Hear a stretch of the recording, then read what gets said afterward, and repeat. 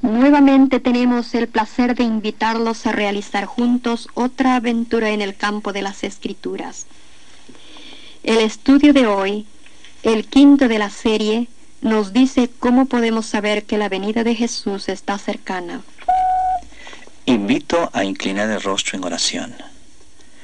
Padre nuestro que estás en los cielos, en estos momentos invocamos tu nombre santo para invitarte a estar con nosotros y guiarnos en el estudio de tu palabra. Abre nuestro entendimiento para comprenderte plenamente. En el nombre de Jesús. Amén.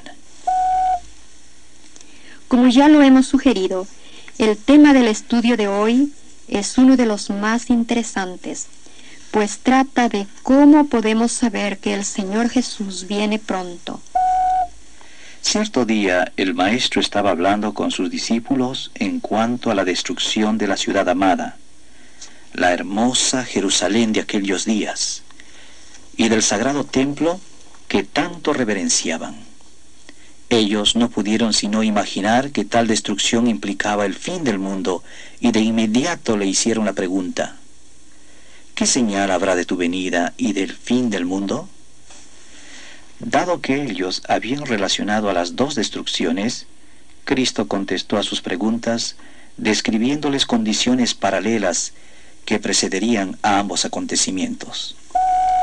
Les dijo, según está registrado en el Evangelio según San Lucas, capítulo 21, versículos 25 y 26. Entonces habrá señales en el sol, y en la luna, y en las estrellas, y en la tierra angustia de gentes por la confusión, secándose los hombres a causa del temor. Tanto en los cielos como en la tierra se habían de ver señales de que el Salvador estaría por regresar y que el fin del mundo estaría cercano. Les explicó además que ese temor en el corazón de los hombres sería causado por las cosas que acontecerían en el mundo: disturbios nacionales, perplejidades entre los dirigentes al verse incapaces de resolver los problemas internacionales, perplejidad debido a las calamidades resultantes de los cataclismos de la naturaleza en el aire, la tierra y el mar. Las amenazas de guerra han demostrado ser uno de los mayores motivos de temor que existen en el corazón del hombre. Consideremos algunos de estos hechos que fueron bosquejados por nuestro Señor como anuncios de su venida.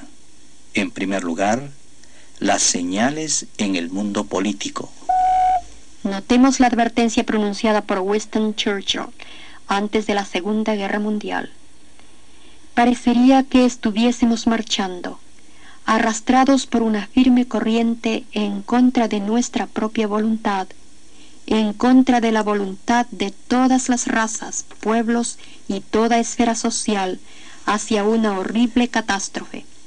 Todo el mundo desearía detener este rumbo, pero no sabe cómo hacerlo.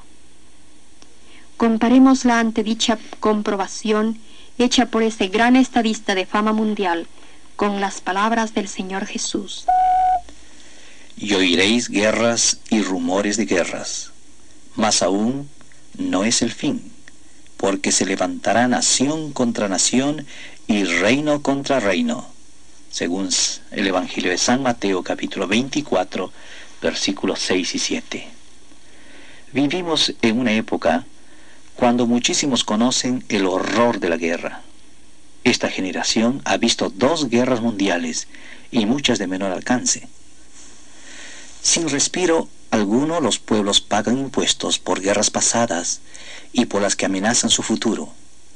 Los rumores de guerra tienen a las naciones armadas hasta los dientes. El temor de la guerra es la preocupación primordial. La palabra de Dios apunta a las condiciones que vemos en el mundo actual y predice que las naciones reclamarán y buscarán la paz, aun cuando se están armando hasta lo sumo. Leemos en la primera epístola a los Tesalonicenses, capítulo 5, versículo 3. Cuando dirán paz y seguridad, entonces vendrá sobre ellos destrucción de repente. Jeremías el profeta previó esas mismas condiciones que habían de manifestarse antes del fin del mundo, y declaró: y curan el quebrantamiento de la hija de mi pueblo con liviandad, diciendo: paz, paz, y no hay paz.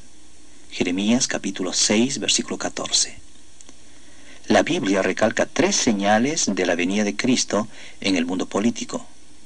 Como ya lo hemos visto, son: primero, temor y perplejidad; segundo, espíritu de guerra; y tercero, grandes esfuerzos por obtener la paz. El historiador Hassan comenta las condiciones del mundo en estas palabras: el mundo contemporáneo, en un grado que no tiene precedente en la historia, está dominado por el pensamiento de la guerra, por los preparativos extraordinarios para la misma y por los esfuerzos fervorosos y de concierto para obtener la paz. También en el mundo social se ven señales del regreso de nuestro Señor, según lo advirtió anticipadamente el apóstol Pablo.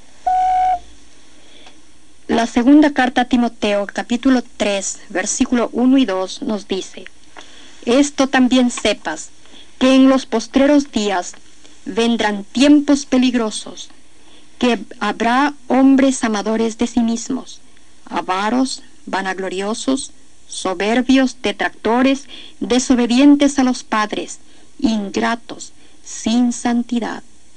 Las condiciones del mundo social cumplen precisamente esta predicción, y nadie puede negarlo. La delincuencia juvenil ha llegado a un grado tal que en tonos bien claros podemos decir que vivimos en una época de desobediencia a los padres. Pero San Pablo continúa diciendo cómo serían nuestros contemporáneos. Dice en la segunda epístola a Timoteo, capítulo 3, versículos 3 y 4: sin afecto, desleales, calumniadores, destemplados, crueles, aborrecedores de lo bueno, traidores, arrebatados, hinchados, amadores de los deleites más que de Dios. Pensemos en los miles de millones de dólares que se gastan anualmente en diversiones, bebidas embriagantes y juego.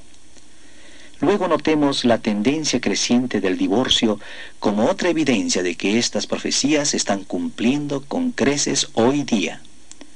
Veamos ahora lo que la Biblia predice en cuanto a las condiciones del mundo económico antes de que el Señor Jesús venga por segunda vez en las nubes de los cielos. El apóstol Santiago habla de las condiciones reinantes en el mundo industrial que anuncian la proximidad del fin. Hace la siguiente amonestación: He allá ahora, oh ricos, llorad aullando por vuestras miserias que os vendrán. Os habéis allegado tesoros para en los postreros días. He aquí el jornal de los obreros que han cegado vuestras tierras, el cual por engaño no les ha sido pagado de vosotros, clama. Santiago, capítulo 5, versículos 1, 3 y 4. Las revoluciones industriales del siglo pasado han creado condiciones entre el capital y el trabajo que cumple al pie de la letra la profecía de Santiago. Pero hay otras señales que anuncian la pronta venida del Salvador. Contemplemos las señales en el mundo científico. Tú, empero, oh Daniel, cierra estas palabras y sella el libro hasta el tiempo del fin. Muchos correrán de aquí para allá, y la ciencia será aumentada. Daniel, capítulo 12, versículo 4. Daniel nos dice que en el tiempo del fin la gente viajará en toda dirección.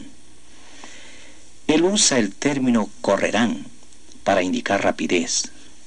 No hay duda de que estamos viviendo en el tiempo del fin, como se indica en el versículo. Podemos desayunarnos en la Ciudad de México y almorzar en Bogotá.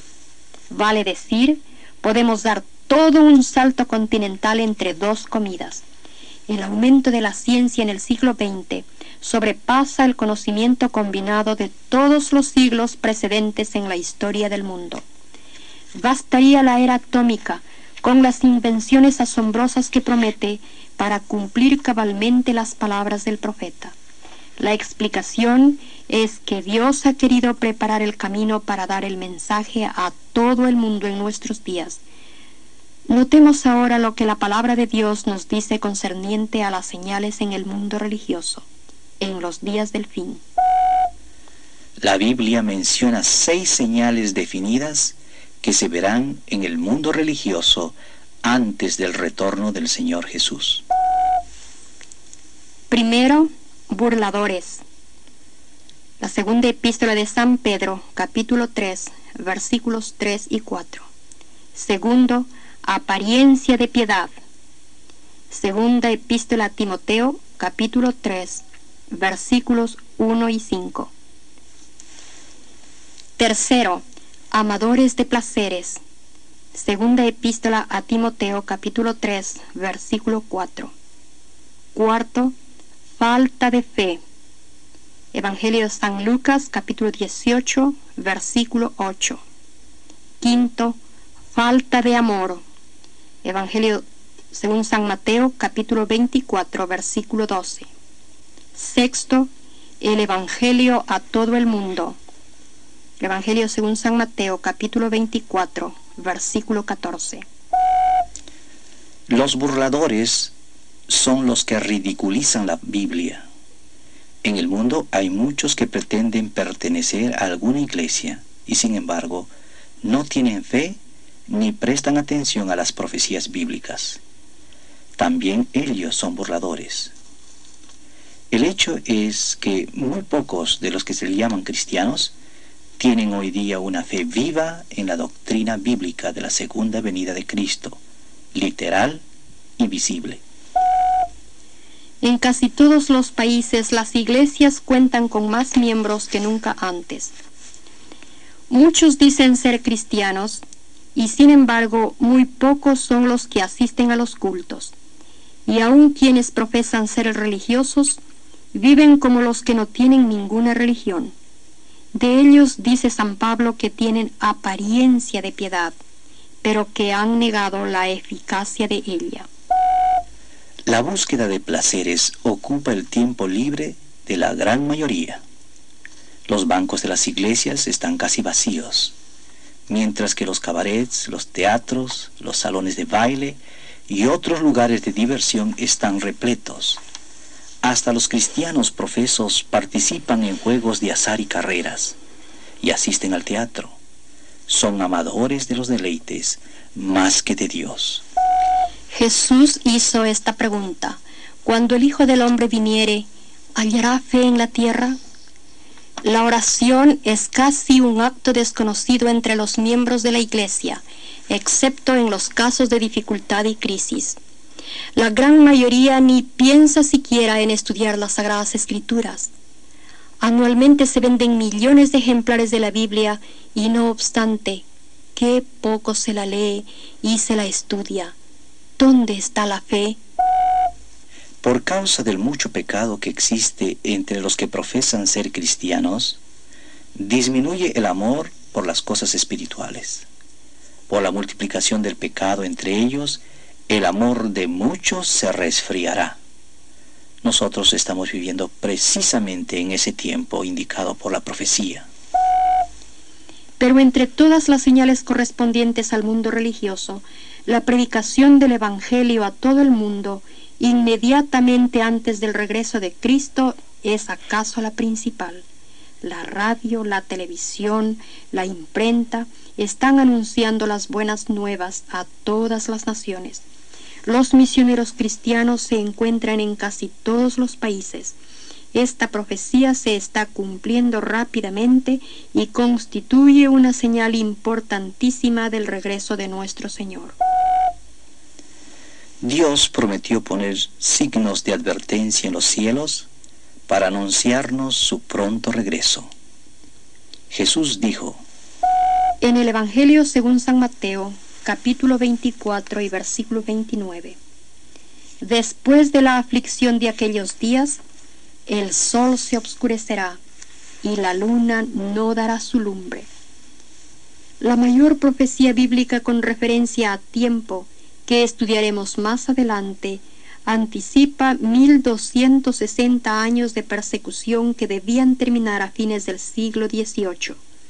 Cerca del fin de ese período de persecución, el sol y la luna se oscurecerían.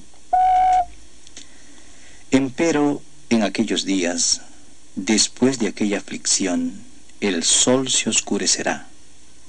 Según el Evangelio de San Marcos, capítulo 13, versículo 24. Esta profecía se cumplió literalmente el 19 de mayo de 1780, antes del fin de los 1260 años de la profecía. Leamos de un texto de historia. El día oscuro de Nueva Inglaterra, tan familiar para viejos y jóvenes, se registró el 19 de mayo de 1780. Alrededor de las 11 comenzó a oscurecer como si llegara la noche. Los hombres dejaron de trabajar. El ganado vacuno, mugiendo, volvió al establo. Las ovejas balando se agruparon en torno de los cercos. Las aves silvestres huyeron a sus nidos. Las gallinas volvieron a sus gallineros. Por la noche, la oscuridad fue tan densa que si una persona levantaba la mano, no la podía ver y ni siquiera podía notar una hoja de papel blanco.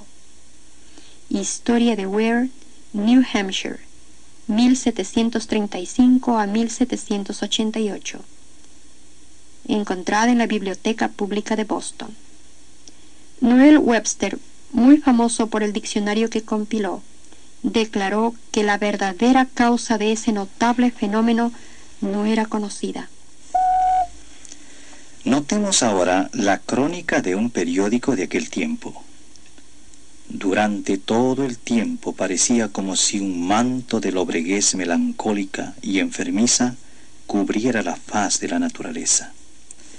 La oscuridad de la noche no fue menos extraordinaria y terrorífica que la del día, pues no obstante ser casi tiempo de luna llena, ningún objeto podía distinguirse sin la ayuda de la luz artificial, la cual, vista desde las casas vecinas y otros lugares distantes, se asemejaba a la oscuridad egipcia, completamente impenetrable.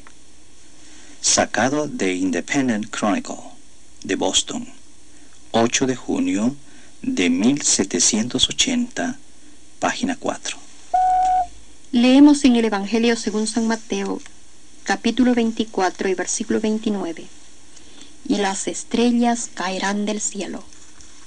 El 13 de noviembre de 1833 cayeron estrellas fugaces, meteoros, como una verdadera lluvia que duró la mayor parte de la noche. Ese cuadro pudo observarse desde el Océano Atlántico hasta el río Mississippi, desde Maine hasta Alabama. Los hombres se vieron obligados a pensar seriamente cuando vieron las señales de Dios en los cielos, y muchos creyeron que el mundo iba a acabarse entonces. El Señor había desplegado fielmente sus señales amonestadoras en el cielo para hacerles recordar a los hombres la inminencia de su regreso. Hasta el mundo natural que nos rodea se trastornaría como señal del fin del mundo. Leemos de ello en el Evangelio según San Mateo, capítulo 24, versículo 7. Y habrá pestilencias y hambres y terremotos por los lugares. Después de la Primera Guerra Mundial, China sufrió un hambre espantosa que se llevó 3 millones de vidas. Además, había 15 millones en estado de inanición. El hambre que pasó Rusia fue la más devastadora de la historia. La epidemia de influenza del año 1919 le costó al mundo 18 millones de vidas. Las guerras arrebataron muchos otros millones más de vidas en nuestro siglo. Los terremotos, desde el comienzo del nuevo siglo, han superado todos los registros sísmicos anteriores. La naturaleza parecería estar cansada del curso del pecado y tiembla frente a la venida del Señor. ¿Cuán cercana está la venida de Cristo? Nadie sabe el día ni la hora de su venida. Jesús dejó esto bien sentado. Lo leemos en el Evangelio según San Mateo, capítulo 24, versículos 32 y 33. De la higuera aprended la parábola. Cuando ya su rama se enternece y las hojas brotan, sabéis que el verano está cerca. Así también vosotros, cuando viereis todas estas cosas, sabed que está cercano a las puertas. Podemos leer claramente las señales de su venida en el mundo que nos rodea. Esas señales las vemos en la tierra, en el cielo y en el mar. También las vemos en el mundo internacional y en el mundo social. Se destacan con claridad en el mundo económico y también en el mundo religioso. Verdaderamente la venida de Cristo está a las puertas. ¿Qué haré para estar listo? La venida de Jesús está cercana y debemos estar preparados para recibirlo cuando regrese. Pero existe el peligro de que no lo estemos. La gente que vivió en el tiempo de Noé tuvo todo el tiempo correspondiente a una generación para arrepentirse, pero no estuvieron listos, y el diluvio los destruyó completamente. Leemos en el Evangelio según San Mateo, capítulo 24, versículos 38 y 39.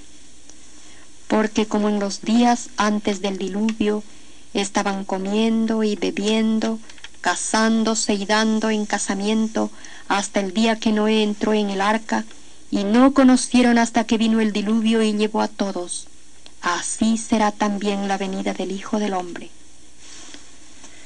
Luego Jesús añade esta oportuna amonestación para nosotros, según el Evangelio de San Mateo, capítulo 24, versículo 42. Velad pues, porque no sabéis a qué hora ha de venir vuestro Señor. Jesús nos aconseja vigilar, para que ese día no nos sobrecoja desprevenidos, como les sucedió a los antediluvianos. Sigamos el consejo de nuestro Señor Jesucristo. Velad pues. Por tanto, también vosotros estad apercibidos. San Mateo capítulo 24, versículo 44.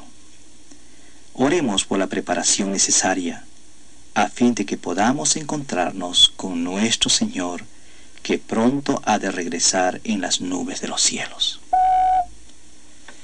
Querido Padre que estás en los cielos, gracias te damos una vez más por estos momentos de estudio y meditación en las grandes verdades de tu palabra, y por el conocimiento de que el día de tu regreso a este mundo está cerca.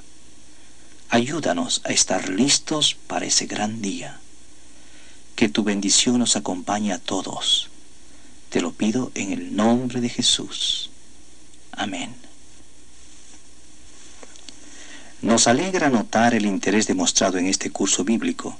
El próximo estudio nos ayudará a comprender más claramente cuál es el plan de Dios para nuestras vidas.